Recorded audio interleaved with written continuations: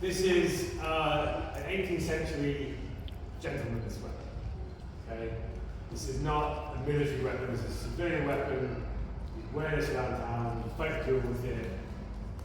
Officers would occasionally take it to battle, but only because they didn't think they were actually going to use it, right? Very light. Stabbing only, okay? We were looking at cutting swords earlier. This is only thrusting sword. This is only something you can stab with.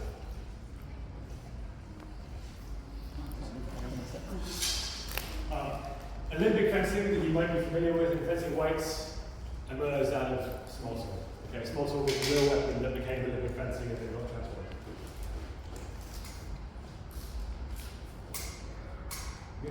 Yeah.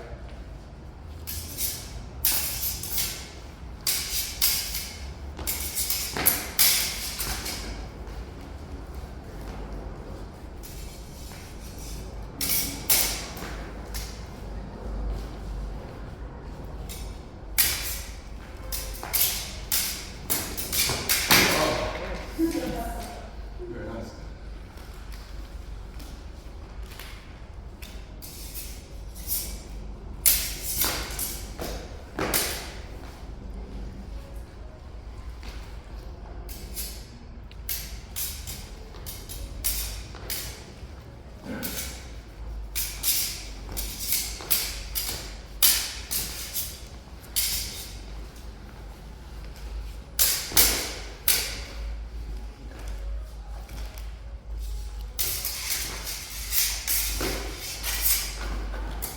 Nice.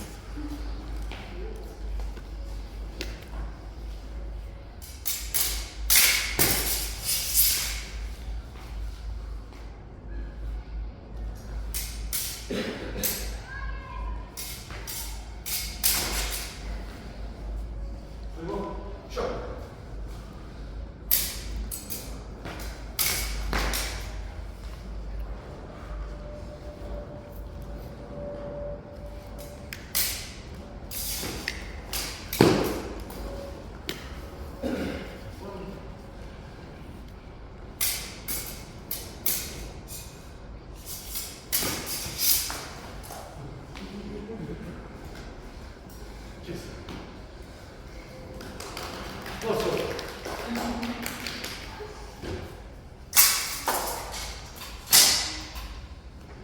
Very good. Sabre? Oh, Sabre, right, Sabre next. Well, then we've got to. Sorry? Then we've got to clean up and de-kit it. I'm just going to change one glove, to be honest with you. I'll leave you alone. Sabre and Smallsword were contemporary. Where the Smallsword is a civilian weapon for gentlemen, the Sabre is a weapon of war. It lasted for quite a while, actually, about 250 years, where it's used as a weapon of war. The point of a Sabre is it is the easiest sword to learn. So you take some newbie who's never fenced before, who's never used a sword before, you give him a Sabre, you give him an 8-week training course, you check him into battle. They're probably going to die, but they're taking a couple of people with them on the way out, so it's fine. Right? Call that a win. Generally, only one cutting edge with the Sabre. Maybe the end is sharp on both sides, but for the most part, this would be blunt, whereas this would be sharp. They do have a point as well, so you can thrust with it.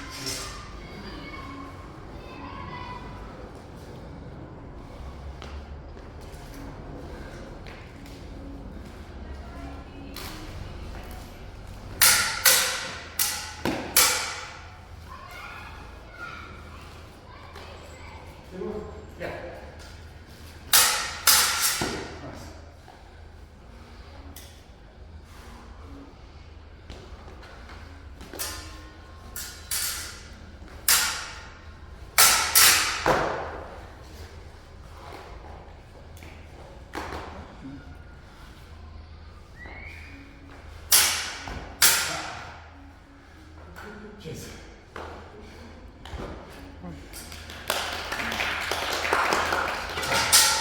Common mistake. Everyone thinks making a small, light, easy swords for people with no strength. It's a lie. Right? This is the sword that requires the most strength. Because it's about as heavy as a long sword, but not quite close enough. And you gotta use it like this. It's also my least favourite one of most hands. Because this was really mid 16th to late 17th century. Again, a civilian weapon. There were kind of war rapiers. Dan's one is a bit more like what you might see on a battlefield, a bit of a heavier blade in mine, right? Quite like bladed one. But they were uncommon, it was primarily a civilian sidearm. Normally you would use it with well, not normally, but often you would use it with a second weapon. But we're not going to do that there, we're going to just break it like that. You could use it. Again, it is primarily a thrusting sword, but you can cut, it does have an edge on both sides. But it is much more effective in the thrust than the cut. And one of the reasons getting a small sword is because it was a pain in the ass at parties. What did you say? Oh, sorry, just come on, try it. You really like doing that, and make it smaller and lighter so that you can wear it.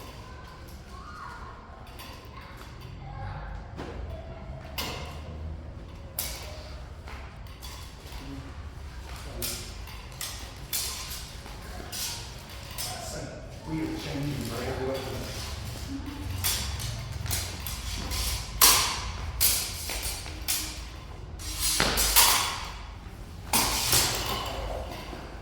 Pretty good.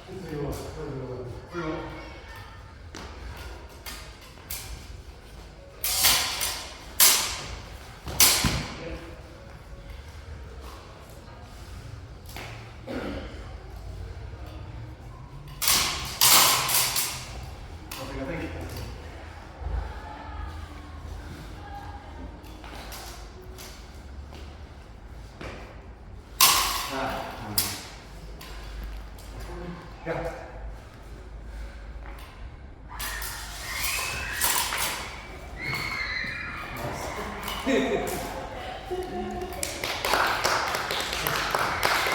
The longsword was essentially the sidearm from the 13th century to the 15th century.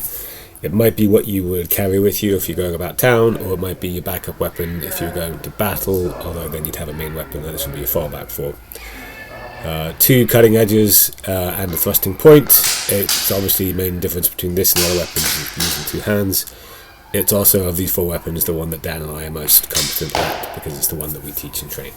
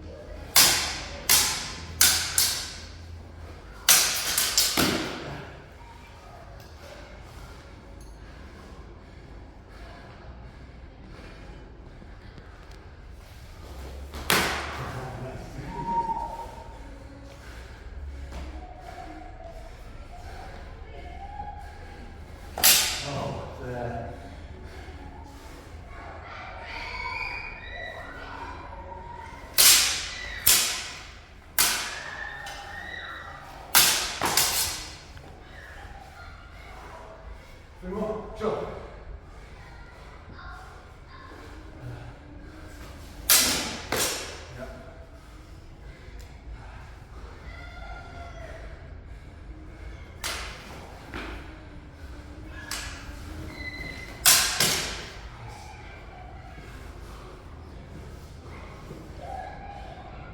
This last one?